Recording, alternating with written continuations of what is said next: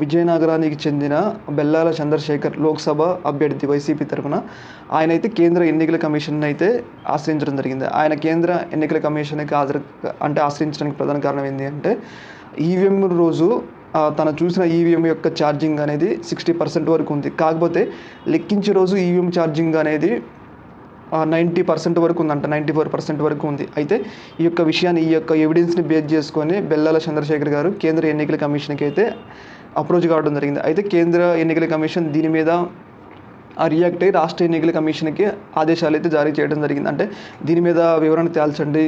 ఇప్పుడు ఎన్నికల రోజు 60% ఉన్న, ఎన్నికలు అయిపోయే సమయానికి 60% ఉన్న ఈవీఎం యొక్క ఛార్జింగు అదే లెక్కింపు రోజు 90%కి ఎట్లా వచ్చింది అంటే, ఇప్పుడు ఎన్నికలు అయిపోయిన వెంటనే వాటిని తీసుకెళ్ళి స్ట్రాంగ్ రూముల్లో పెడతారు. అలాంటప్పుడు అక్కడ ఎవరు ఛార్జింగ్ పెడతారు, అక్కడికి ఎవరికి వెళ్ళడానికి ఛాన్స్ ఉండదు, ఎవరు వెళ్ళడానికి కూడా అవకాశం ఉండదు.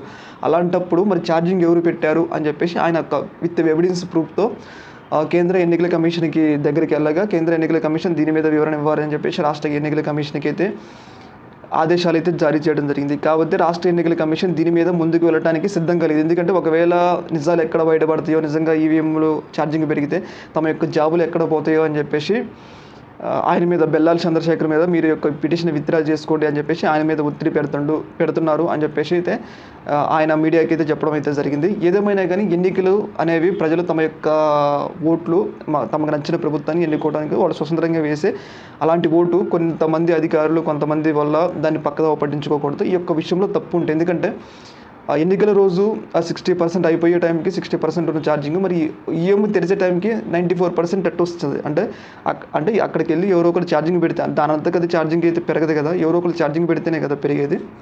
అలాంటప్పుడు ఆయన ఈ యొక్క విషయాన్ని ఎవిడెన్స్ చేసుకొని కేంద్ర ఎన్నికల కమిషన్కి అయితే వెళ్ళిండు.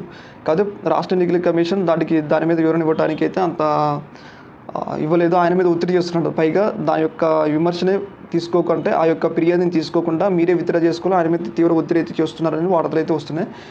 ఏదేమైనా కానీ ఎన్నికలు అనేది చాలా పారదర్శకంగా జరగాలి.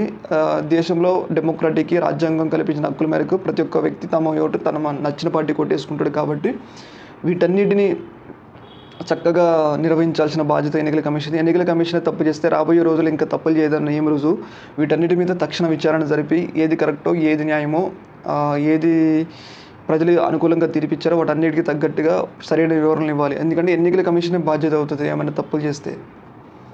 ఓకే మరి, థ్యాంక్ యూ.